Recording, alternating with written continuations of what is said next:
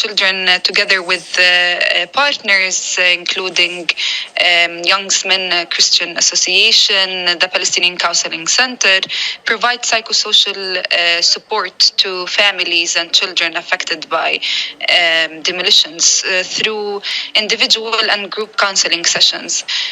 Of course, we say that children have and will continue to have great emotional consequences on their lives, but they can recover with the right support given because they're resilient. But I mean, that's the point.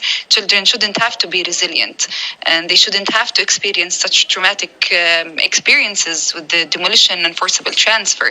And I mean, the situation needs to change, and that's why the international community has to pressure Israel to stop home demolitions. Yeah, there are obstacles, but I mean, that's the main point. I mean, international community continues to make statements and of concern and condemnation, which are of course welcome. But I mean, as we see, they're not the approach that is making any changes on the ground. We continue to help, we continue to make these statements, but Israel also continues to demolish homes, forcibly evict and transfer Palestinian children.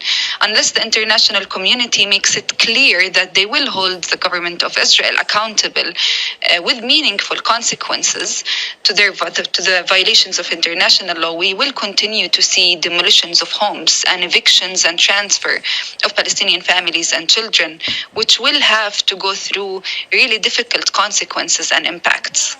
One of the girls we consulted for this research, and her name is May, she's 11 years old. She said that she feels paralyzed now. She don't know how to move on with her life, and everything in her life and around her scares her. Our research shows the devastating impact on children's mental well-being and health. And we've seen that children are impacted with demolitions differently through their age. So a bit older children, they feel angry and hopeless. Younger children, as you've said, feel abandoned. They feel scared and isolated, alone.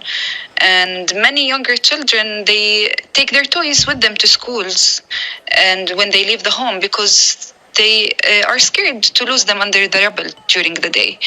And of course, these experiences have a great impact on children's social and educational behaviors, which of course affects their development and future. And that's why we are calling to end all demolition orders and operations. And ending demolitions is the only way to ensure the protection of Palestinian children.